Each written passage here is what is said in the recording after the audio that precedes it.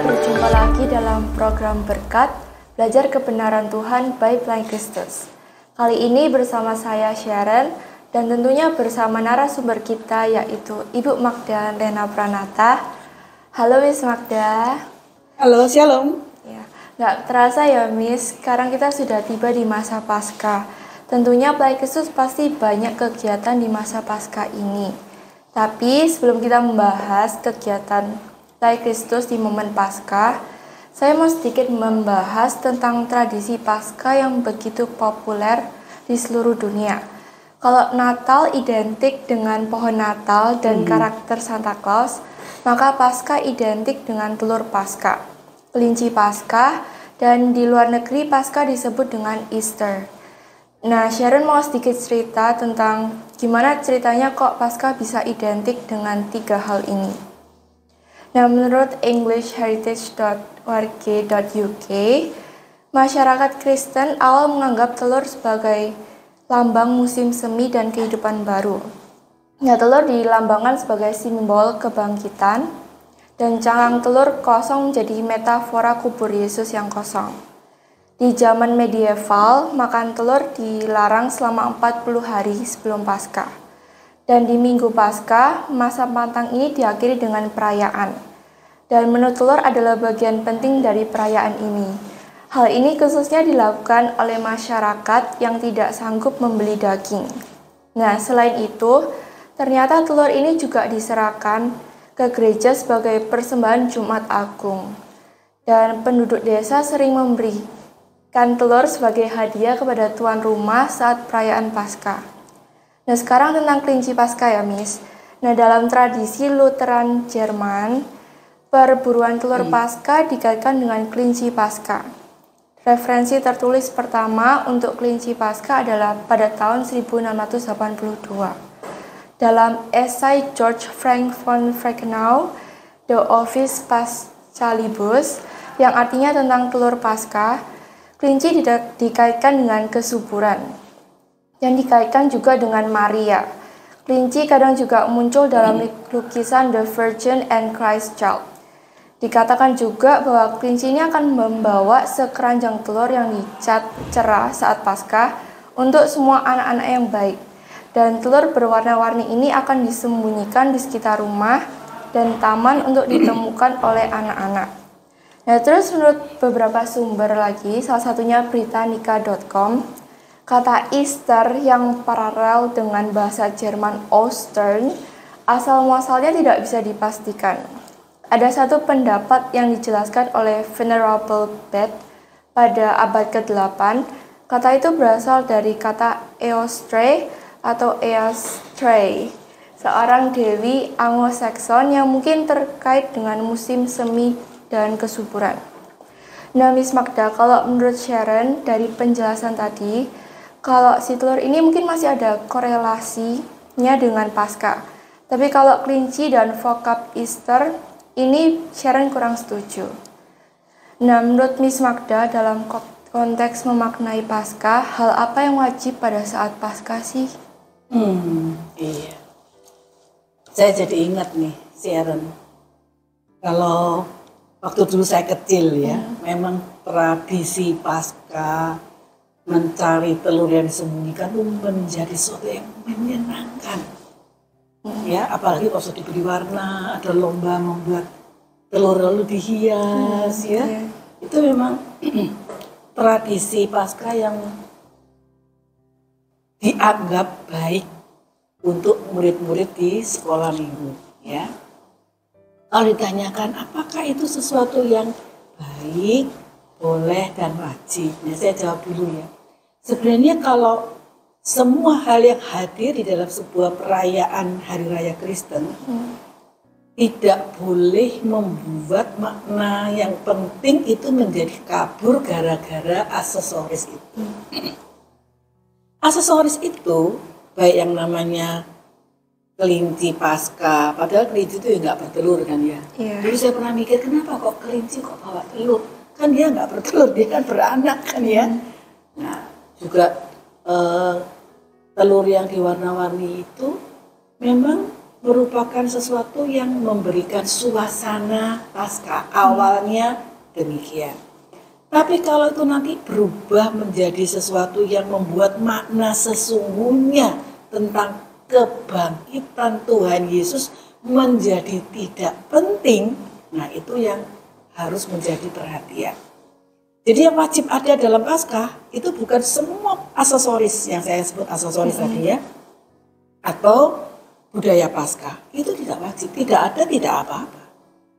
Yang wajib ada adalah berita Tuhan Yesus bangkit. Sebab Alkitab mengatakan jika Tuhan Yesus tidak bangkit, kepercayaan Kristen itu sia-sia. Tapi kenyataannya, faktanya, sejarah membuktikan dan dicatat dalam Alkitab bahwa Tuhan Yesus bangkit setelah dikuburkan. Dia bangkit pada hari yang ketiga. Nah, di dalam 1 Korintus 15 ayat 3 dan 4 dituliskan dalam Alkitab bahwa yang paling penting yang harus diberitakan adalah bahwa Tuhan Yesus Kristus telah menyerahkan nyawa bagi kita. Dia disalibkan bagi kita, dia dikuburkan, ya, dia mati dan dikuburkan, dan dia juga bangkit pada hari ketiga bagi kita. Nah, ini adalah yang penting yang harus ada. Nah, tanda-tanda untuk menolong anak-anak mengerti. Kalau misalnya telur dianggap sebagai tanda yang menolong, karena telur itu setelah dibuang isinya dia kosong, menggambarkan kubur yang kosong. Ya itu boleh, bahkan dikatakan telur itu menjadi kosong ketika anak ayam keluar, kan gitu kan, seperti Tuhan Yesus. Tapi waktu itu saya mendengar begitu, ya masa Tuhan Yesus disamakan dengan anak ayam, kan gitu kan ya pemikirannya ya.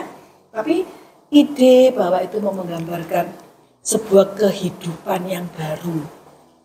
Malah saya pikir ini lebih cocok untuk menggambarkan orang yang lahir baru. Orang yang menerima keselamatan lahir baru malah cocok itu. Telur pecah, anak ayamnya keluar, hidup baru. Keluar dari kehidupan yang dibelenggu oleh dosa, keluar lahir baru. Jadi belakangan memang tradisi tentang telur itu sudah tidak terlalu banyak, maksudnya gereja-gereja menerapkannya. Sebab yang memang yang paling penting adalah berita Tuhan Yesus bangkit. Nah, sekarang menyangkut mengenai Easter. Sebetulnya Happy Easter itu salam itu juga tidak atau kurang biblikal. Sebab itu tidak menggambarkan tentang Tuhan Yesus yang bangkit. Malah bahasa Indonesia Selamat Paskah itu malah lebih betul. Ya, karena Paskah itu menggambarkan kemenangan, menggambarkan Tuhan Yesus yang lewati maut.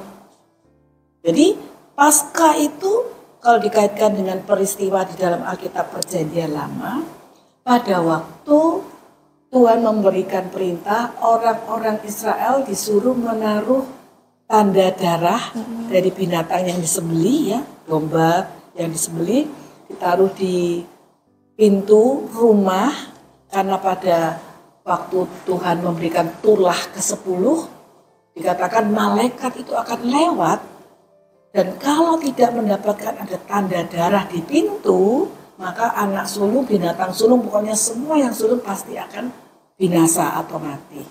Tetapi ketika melewati tanda darah di pintu, tanda darah dari korban yang disembelih, maka malaikat itu akan melewati. Jadi anak itu tidak jadi mati. Itu diperingati sebagai Paskah dalam Perjanjian Lama, diperingati. Nah, sekarang Kristus datang ke dalam dunia, dialah yang mencurahkan darah. Sehingga ketika kita percaya, kita sebenarnya ditandai dengan darah. Sehingga ketika kita di hadapan Tuhan, maka Tuhan itu melewatkan maut dari kita karena Tuhan Yesus sudah menang. Jadi waktu kita mengatakan,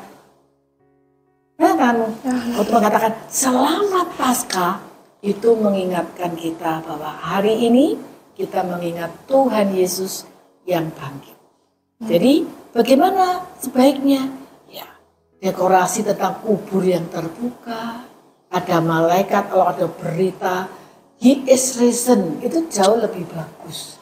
Jadi anak-anak itu berkesan bukan kepada aksesoris atau tanda-tanda entah itu telur, entah kelinci Paskah, tapi kepada kubur yang terbuka.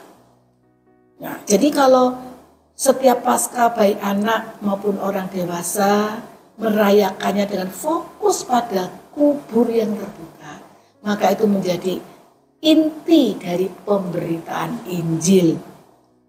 Bahwa Yesus Kristus sungguh-sungguh adalah Tuhan. Karena dia berkuasa menyerahkan nyawanya dan berkuasa mengambilnya kembali. Itu dalam Yohanes pasal 10 ayat 18-19. Bahwa Tuhan Yesus adalah Allah yang datang ke dalam dunia. Dia adalah firman yang menjadi manusia. Anak Allah yang menjadi manusia. Menyerahkan nyawa. Itu justru kematian Tuhan Yesus menunjukkan kuasanya atas hidup. Waktu dia bangkit menunjukkan kuasanya atas maut. Jadi waktu kita mengatakan selamat Paskah, gak pakai H ya. Selamat Paskah itu menyatakan kita sedang mengimani bahwa Tuhan yang kita percaya adalah Tuhan yang hidup, Tuhan yang berkuasa, Tuhan yang mengalahkan maut.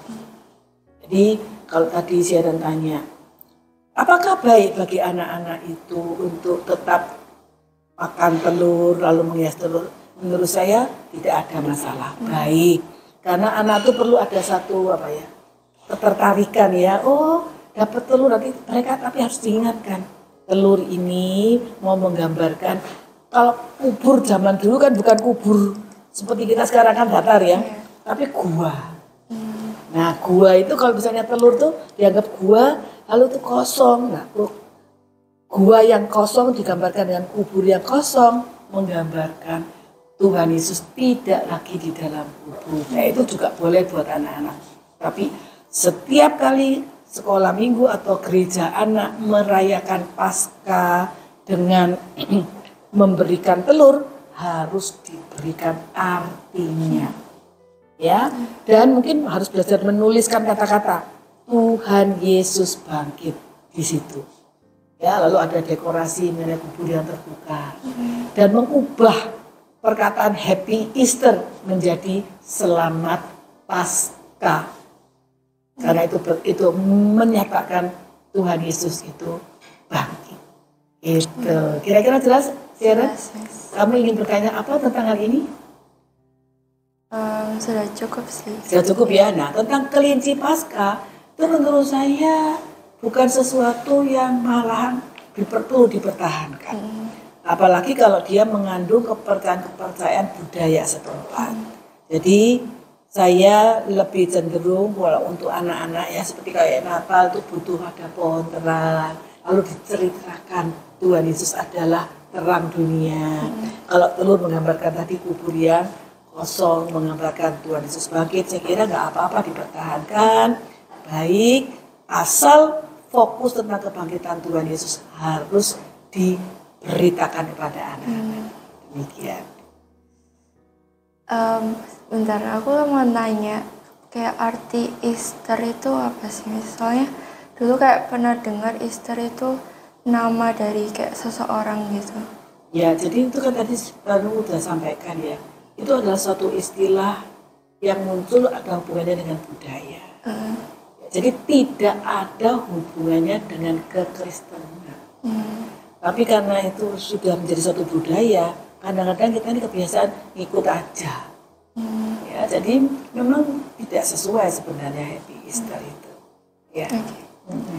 Ya, terima kasih Miss untuk sharingnya di episode kali ini. Dan juga terima kasih untuk para penonton yang sudah menonton. Kiranya kita bisa kembali bertemu di episode berikutnya.